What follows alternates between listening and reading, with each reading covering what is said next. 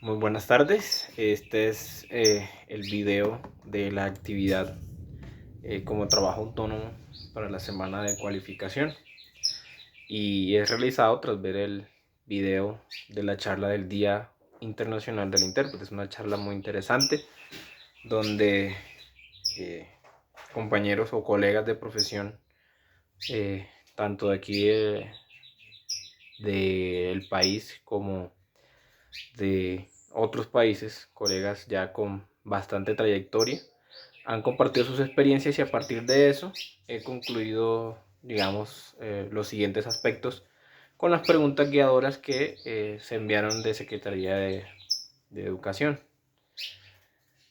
Respecto a los aspectos principales que puedo evidenciar que, digamos, contribuyen a mi cualificación como intérprete, esta charla fue enriquecedora en varios aspectos, ¿no? Y como intérprete, pues puedo sacarle el jugo, dicho en palabras más coloquiales. Pero en particular, hay dos aspectos en los que puedo fortalecer mis competencias, eh, en los que me gusta o me gustaría centrarme, en los que digamos quisiera centrarme. Y estos campos son la fidelidad y la ética.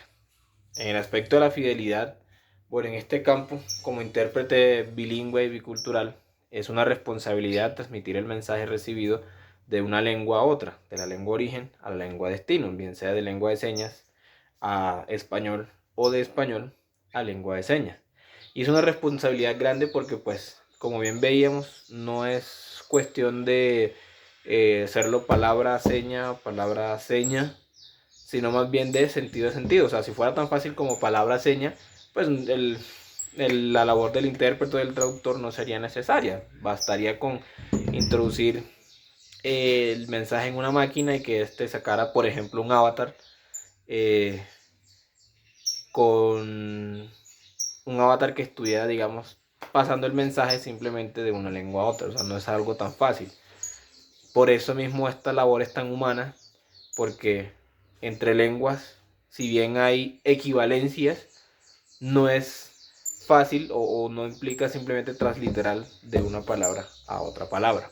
Y para eso pues tengo la, la experiencia, ¿no? O vi una vez que intentaron sacar una especie de avatar, así precisamente, en el que introducías una frase en español y este avatar lo hacía en señas, pero obviamente como es una máquina fría sin sentimientos, algo que no es humano, pues el mensaje nunca va a ser fiel. Y en una frase tan sencilla como decir yo te amo, este avatar al ver la palabra te la tomaba como té de la bebida, entonces sea yo te amo. Entonces pierde totalmente el sentido. Entonces por eso es importante la fidelidad y por eso es una labor tan humana, porque pues no es nada más humano que la propia comunicación. Entonces el realizar mi labor de manera que no se pierda ese sentido, esa intención comunicativa, que no se pierda, que siempre esté allí presente no solo lo que se dice, sino cómo se dice y para qué lo digo. ¿Por qué el profesor dijo esto de esta manera?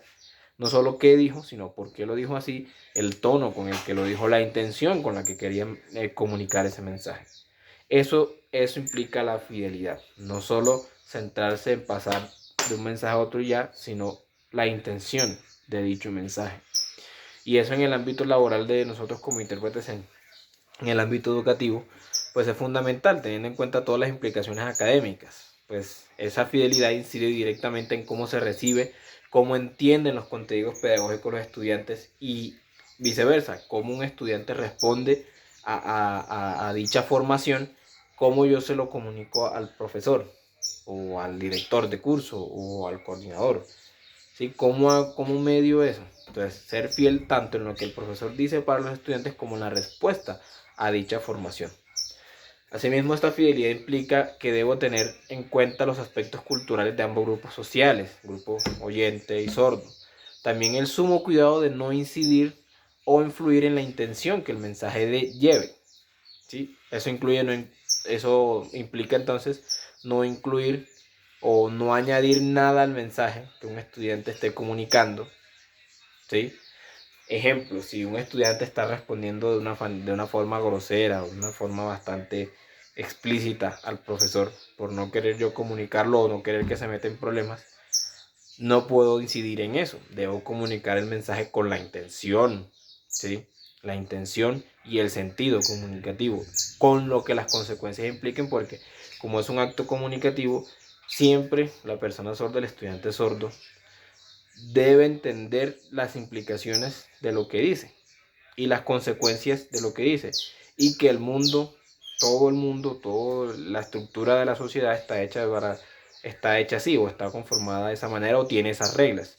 Lo que yo digo tiene consecuencias para bien o para mal, y tanto lo que digo como la forma en que lo digo. Entonces yo como intérprete no puedo ni añadir algo y mucho menos restarle importancia o restarle como valor o la gravedad de un asunto solo porque de pronto yo me siento incómodo diciéndolo, porque incluso le tenga cariño a la comunidad sorda y no quiera meterlo en problemas. Entonces, eso incluye también la fidelidad. Va la vía contraria también. De pronto el profesor sordo desea, el profesor oyente desea comunicarle algo con firmeza al estudiante sordo. Entonces, porque pobrecito el sordo va a recibirlo mal, entonces yo voy a suavizar el mensaje. No. O incluso que la nota final en alguna actividad, por la manera en cómo está presentando esa actividad, llámese exposición o un trabajo, no esté bien, entonces yo no puedo entrar a mediar y subirle el nivel o poner palabras en el discurso que el sordo esté haciendo. No puedo entrar a mediar eso, porque también afecta la fidelidad. O sea, no añadir nada ni quitarle nada, no subir el nivel del discurso, aunque eso implique que la nota final en esa actividad académica sea baja o incluso sea nula. Si no tuviera cuidado uno en ese aspecto, se desvirtúa el rol del intérprete, ¿sí? Ya pasaría a jugar no un papel de intérprete, mediador comunicativo, bicultural y bilingüe, sino más bien sería, ya pasaría a tener un rol más paternalista. Y eso pues sería perjudicial tanto para la formación del estudiante sordo y así como también sería perjudicial para el papel del intérprete ante la comunidad sorda, porque entonces ya lo verían como el salvavidas e incluso haría que la formación se desvirtuara o se dañara, porque nunca, digamos, ese nivel de independencia que debe tener una persona sorda no estaría claro, y sería perjudicial para su formación o su desarrollo humano ya entrando una vida más adulta. El segundo aspecto que puede tener en cuenta es de la ética, de la mano con el punto anterior. La ética en el desempeño de la labor entonces implica también que mi manera de actuar no afecta a corto, mediano o largo plazo al usuario sordo.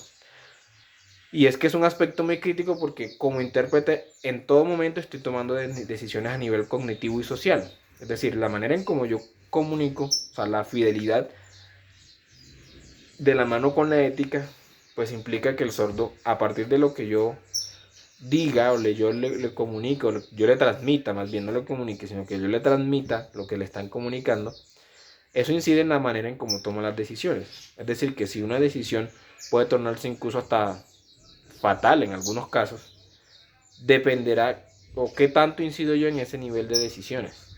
O sea, si yo transmito mal un mensaje, podría el sordo terminar tomando una decisión que le lleve por un mal camino, o que le afecte o le beneficie. Entonces, esas decisiones inciden en cómo se transmite la información final. Yo, como actor activo de las dos culturas y las dos comunidades, la ética me permitirá mantenerme al margen de esos agentes que coaccionen en mi labor, bien sea apoyar o actuar en contra de un usuario de cualquiera de las dos, de cualquiera de las dos culturas, de ambas culturas.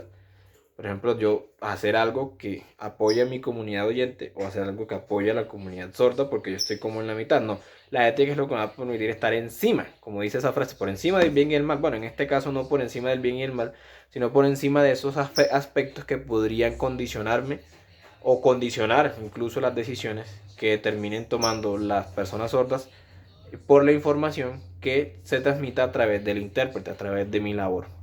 Entonces, no tener cuidado también en este aspecto podría hacerme tomar decisiones a favor de un usuario oyente o de un usuario sordo. Asimismo, el ser un profesional con ética no debería desprenderme del lado humano de la labor. Al fin y al cabo, pues no hay nada más humano que la propia comunicación. O sea, el hombre o el ser humano es un ser que se comunica.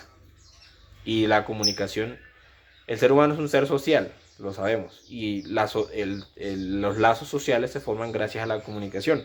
Por eso siempre el ser humano, por más discapacidades o por más problemas que tenga, siempre tiende a querer comunicarse.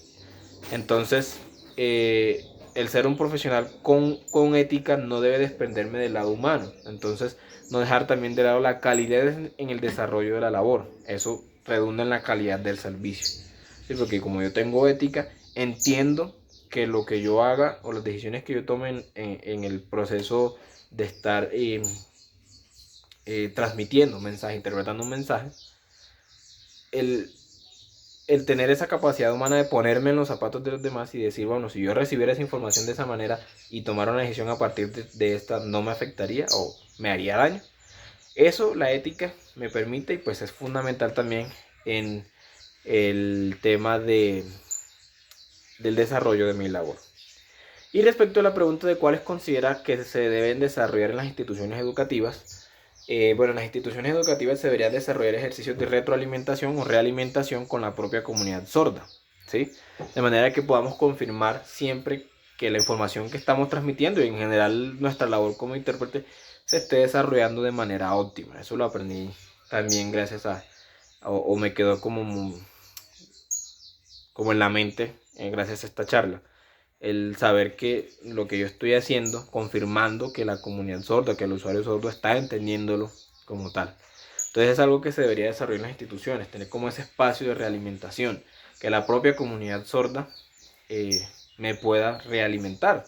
Obviamente entre unos parámetros, siempre con respeto, con respeto a la labor, evitando no ataques personales, sino más bien sentándose en la labor como tal. Y siempre con el ánimo de construir y no de destruir. Asimismo, en las instituciones educativas sería también muy productivo que entre los propios miembros del equipo de inclusión, en los que están los intérpretes, modelos lingüísticos, los mediadores de aula, los docentes de apoyo, en general todo el equipo de inclusión, como si se pudiera llegar a acuerdos sobre qué áreas son más óptimas o le quedan mejor, por decirlo de esa manera, a ciertos intérpretes. ¿A qué voy? Porque, por ejemplo, si uno o varios compañeros tienen competencias en determinada materia, pueden encargarse de dichas materias. Obviamente no queremos excluir a otros colegas. Si, por ejemplo, yo digamos, entiendo bien las matemáticas, entonces otro que no las entienda tanto, pues tú no lo puedes dar, no. Porque, pues, de hecho, también le serviría hacerlo. Porque aprendería también a desempeñarse como intérprete en ese ámbito.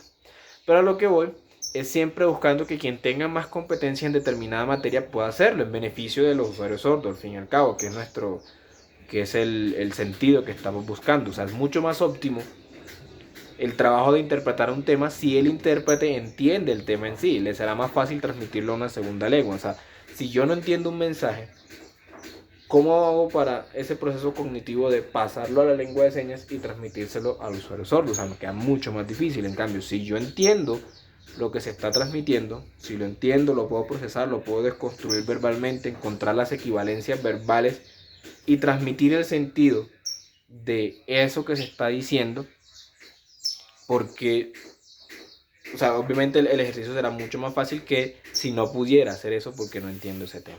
Eso también sería óptimo, es mi, digamos, aporte a lo que podríamos hacer. Y en cuanto al tema de la profesionalización, es importante también tener en cuenta que tener la formación académico superior no implica necesariamente la calidad en el servicio. Con esto no estoy diciendo que está mal que haya que se exija la formación profesional como intérprete, porque obviamente es bueno, o sea, es profesional.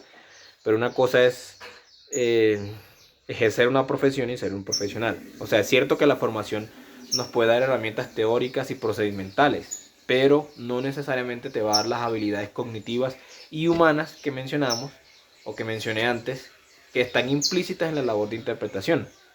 Entonces, en tanto se afianza una formación que no solo tenga en cuenta eso, los temas que no sea la formación académica, sino también que sea formación humana como tal, en las habilidades cognitivas humanas, asegurarse de tener en cuenta estos aspectos a la hora de filtrar el talento humano que se asignará en las instituciones, ¿sí?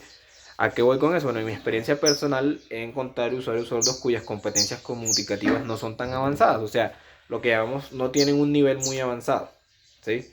Y estos mismos me han manifestado, bueno, ha sido en otro aspecto, pero probablemente esté sucediendo en otro ámbito, no en el académico en el que me desempeño ahora con la Secretaría de Educación.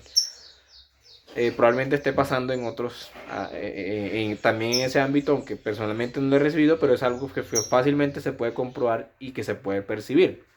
Entonces, ¿qué me han dicho estos usuarios? Bueno, en propias palabras dicen que no les gusta usar mucho el servicio de interpretación en algunos aspectos porque dicen, bueno, mi nivel no es muy alto y llega un intérprete aquí muy técnico con un nivel súper alto a pasarme información que pues al fin y al cabo yo no voy a entender. Entonces, como si quisieran demostrar que tienen mucho conocimiento, mucho vocabulario, pero pues no teniendo en cuenta en el lado humano que te dice que como usuario no estoy entendiendo el mensaje porque no tengo tu mismo nivel. Entonces, esperan que uno como usuario suba su nivel y no ellos como profesionales al darse cuenta no bajan su nivel, ¿sí? Se olvidan de tener en cuenta lo que yo como usuario considero como un buen servicio, y un buen servicio de interpretación como usuario es el que yo entiendo a cabalidad lo que me están diciendo. Ese es un buen servicio. Un buen servicio, pues listo, yo puedo ser muy técnico y tener mucho vocabulario, pero si el sordo no me está entendiendo, estaría literalmente haciendo señas al aire. Entonces esas palabras dejan ver que al margen de lo mucho que se pueda saber en términos académicos, que no es mal, que no está mal, porque pues si le estoy prestando a un sordo con un nivel académico también, o su nivel de vocabulario es mucho mayor, pues obviamente te va a servir. No hay que desligar nunca el aspecto humano, y en eso se incluye percibir lo que el usuario necesita como tal. Es decir, yo como profesional, tenga un título o no, debo darme cuenta de eso. Debo saber cuando un usuario necesita que yo baje el nivel, necesita que mi labor de interpretación, como aprendíamos, se supone que es pasar sentido por sentido, la manera en que yo estoy transmitiendo tiene sentido efectivamente para el usuario o estoy transmitiendo un sinsentido. Porque para mí como oyente yo lo puedo entender. Y si yo con mi conocimiento de lengua de señas me pongo, pues digamos, podría ponerme delante de mí o me viera haciendo señas, yo como oyente lo estoy entendiendo, pero él, el usuario sordo con su nivel, lo está entendiendo. Entonces, no hay que desligar nunca el aspecto humano. Percibir lo que el usuario necesita como tal y poner eso como eje de la prestación del servicio. Que el eje no sea el querer hacer alarde, porque muchas veces puede darse esa expresión de cuando se sabe en términos técnicos y no. Que el eje siempre sea la prestación del servicio óptimo, o sea que el usuario entienda, capte en su nivel, sea alto o bajo, capte lo que se está transmitiendo, o sea, la intención comunicativa, que el ejercicio comunicativo, el ejercicio de comunicarse, sea óptimo para el usuario independientemente del nivel que tenga. ¿Y cómo hago eso? Pues recordando siempre, el usuario me está entendiendo, nunca desligar el aspecto humano de la comunicación, que es ese, dar a entenderse, entender al par humano y que yo o que ellos me entiendan a mí. Entonces, eso podría incluirse también, o quería compartir con ustedes en Secretaría de Educación, digamos, lo que pude resaltar. Hay otros aspectos, pero pues el video quedaría muy largo, ya van 19, casi 20 minutos. Entonces, agradecemos siempre este espacio para compartir, digamos, estos aspectos que son muy importantes, no solo para nosotros como intérpretes, sino para, al fin y al cabo, que es lo importante, mejorar nuestra labor en beneficio de la comunidad sorda educativa. Feliz tarde.